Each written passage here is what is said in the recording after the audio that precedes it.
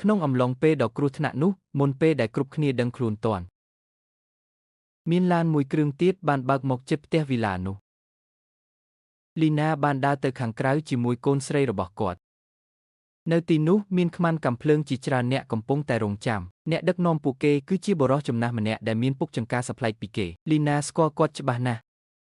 កាលពីច្រើនឆ្នាំមុនកូនស្រីរបស់គាត់បានរត់តាមប្រុសម្នាក់បាត់ទៅចាប់តាំងពីពេលនោះមកគាត់បានដើររកគ្រប់ទីកន្លែងដើម្បីតាមរកនាងលីណាបានសន្យាថាបើសិនជាគាត់បានជួបក្មេងស្រីនោះគាត់នឹងប្រាប់ទៅគាត់ភ្លាមទោះបីជាមិនសូវអស់ចិត្តតែបុរសចំណាស់នោះក៏ព្រមចាក់ចេញទៅវិញនៅយប់នោះឯងអេដិនបានសួរនាំអំពីប្រវត្តិផ្ទះវីឡានេះចម្លើយដែលទទួលបានធ្វើឲ្យគេភ្ញាក់ផ្អើលយ៉ាងខ្លាំងមុនពេលមានការផ្ទុះឡើងនៃវីរុសទីភ្នាក់ងារសន្តិសុខជាតិបានសង្ស័យថាអាចនឹងមានការរីករាលដាលនៃមេរោគដ៏កាចសាហាវមួយកើតឡើង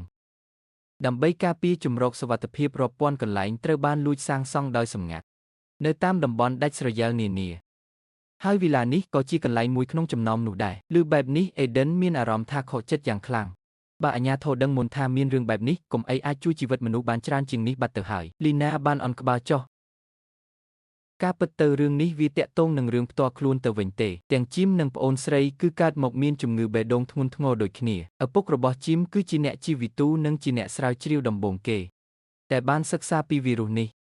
នៅពេលដែលគ្រូពេទ្យគិតថាជីមមិនអាចរស់ឆ្លងផុតវ័យកុមារភាពបានឪពុករបស់គេបានសម្រេចចិត្តធ្វើរឿងដ៏ប្រថុយប្រថានមួយគាត់បានចាក់បញ្ចូលមេរោគនោះទៅក្នុងខ្លួនកូនប្រុសបង្កើតរបស់ខ្លួនតែមិនដឹងជាយ៉ាងម៉េចផ្ទុយពីការរំពឹងទុកទាំងអស់ជីមបានក្លាយជាមនុស្សម្នាក់ក្នុងចំណោមមនុស្សតិចតួចបំផុតដែលឆ្លងមេរោគហើយតែអាចរស់រានមានជីវិតនៅក្នុងពេលដែលជំងឺជីមធ្វើទុក្ខខ្លាំងឪពុករបស់គេត្រូវបានខាំប៉ុន្តែគាត់មិនដូចជាជីមឡើយគាត់គ្មានអ្វីពិសេសនោះទេគាត់បានក្លាយជាអ្នកឆ្លងមេរោគធម្មតាម្នាក់ហើយលីណាក៏ត្រូវបានបង្ខំចិត្តបញ្ចប់ជីវិតគាត់ដើម្បីកុំឲ្យគាត់រងទុក្ខវេទនាបន្តទៀតចាប់តាំងពីពេលនោះមកគេចង់ជួយពួកគេតាមអ្វីដែលគេអាចធ្វើបានថ្ងៃមួយស្រាប់តែឆ្កែនោះប្រុសឡើង2ដងជីមយល់ភ្លាមថាវាមានន័យថាម៉េច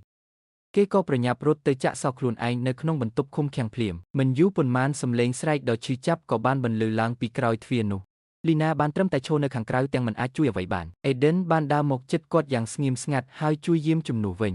គ្មាននរណាម្នាក់ដឹងមុនតតែសោះថាមានរឿងអ្វីកើតឡើងបន្តទៀតនៅខាងក្រៅពេលកំពុងលេងម្នាក់ឯងស្រាប់តែប្អូនស្រីរបស់ជីមដួលសន្លប់បាត់ស្មារតីលីណាក៏ប្រញាប់រត់ទៅរកនាងគឺជំងឺបេះដូងរបស់នាងធ្វើទុក្ខហើយជំងឺដែលនាងមានតាំងពីកំណើតនោះទីបំផុតវាបានមកលេងកំសើមិញហើយនៅក្នុងពិភពលោកបែបនេះគឺគ្មានមន្ទីរពេទ្យណានៅសល់ទៀតឡើយអេដិនបានស្នើឲ្យប្រើប្រាស់វីរុសនោះដើម្បីជួយនាងប៉ុន្តែលីណាបានបដិសេធភ្លាមចុងក្រោយពួកគេបានធ្វើការសម្រេចចិត្តទាំងឈឺចាប់ដោយបណ្ដោយឲ្យនាងទៅដោយស្រួលការបាត់បង់នេះបានបន្សល់ទុកនូវភាពស្ងប់ស្ងាត់បំពេញពេញផ្ទះទាំងមូលអេដិនដឹងខ្លួនថាដល់ពេលដែលត្រូវបន្តដំណើរទៅមុខទៀតហើយទាំងលីណានិងជីមបានព្យាយាមឃាត់គេឲ្យនៅបន្ត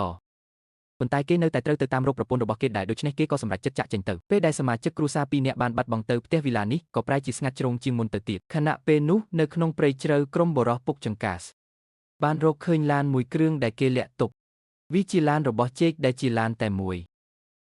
ដែលបន្សល់ទុកដោយប្តីប្រពន្ធមួយគូដែលបានបាត់ខ្លួនកាលពីច្រើនខែមុនកន្លែងដែលនៅជិតឡានលាក់ទុកនោះបំផុតគឺផ្ទះវីឡារបស់លីណានឹងឯងបុរសចំណាស់នោះក៏សម្រេចចិត្តត្រឡប់ទៅទីនោះវិញនៅឯកន្លែងដ៏ឆ្ងាយមួយអេដិនកំពុងតែគេងនៅលើគំនរទឹកកកស្រាប់តែមានសំឡេងដានជើងធ្វើឲ្យគេភ្ញាក់ឡើងបន្ទាប់ពីសំឡេងនោះបាត់ទៅគេក៏បានពិនិត្យមើលនៅលើដីក៏ឃើញមានស្នាមកង់ឡានថ្មីនិងស្នាមដានជើងជាច្រើនដែលសំដៅទៅរកផ្ទះវីឡានោះដោយមិនបង្អង់យូរគេក៏ប្រញាប់រត់ត្រឡប់ទៅវិញភ្លាមពេលដែលគេទៅដល់ក្រុមខ្មាន់កាំភ្លើងបានគ្រប់គ្រងទីនោះបាត់ទៅហើយនៅខាងក្នុងបុរសពុកចង្ការកំពុងតែសួរដេញដោលលីណាអំពីកូនស្រីដែលបាត់ខ្លួនរបស់គាត់ក្នុងពេលជាមួយគ្នានោះដែរអេដិនបានលួចចូលទៅខាងក្នុងដោយមិនឲ្យគេដឹងខ្លួនឡើយគេបានឃើញជីមកំពុងតែលាក់ខ្លួននៅក្នុងផ្ទះបាយបន្ទាប់ពីដឹងថាមានសត្រូវប៉ុន្មានអ្នកហើយអេដិនក៏ហូតអាវុធចេញមករួចក៏ដើរចូលទៅក្នុងភាពងឹតបាត់ទៅម្នាក់ម្ដងពួកអ្នកយាមដែលនៅតាមកន្លែងផ្សេងក្នុងវីឡាត្រូវបានកំចាត់យ៉ាងស្ងៀមស្ងាត់ការជួយសង្គ្រោះហាក់ដូចជាមានសង្ឃឹមទៅហើយរហូតដល់ពេលដែលអេដិនដើរចូលទៅដល់បន្ទប់ធំខាងមុខស្រាប់តែមានកាំភ្លើងជាច្រើនដើមតម្រង់មករកគេតែម្ដងគេត្រូវបានជាប់អន្ទាក់ហើយ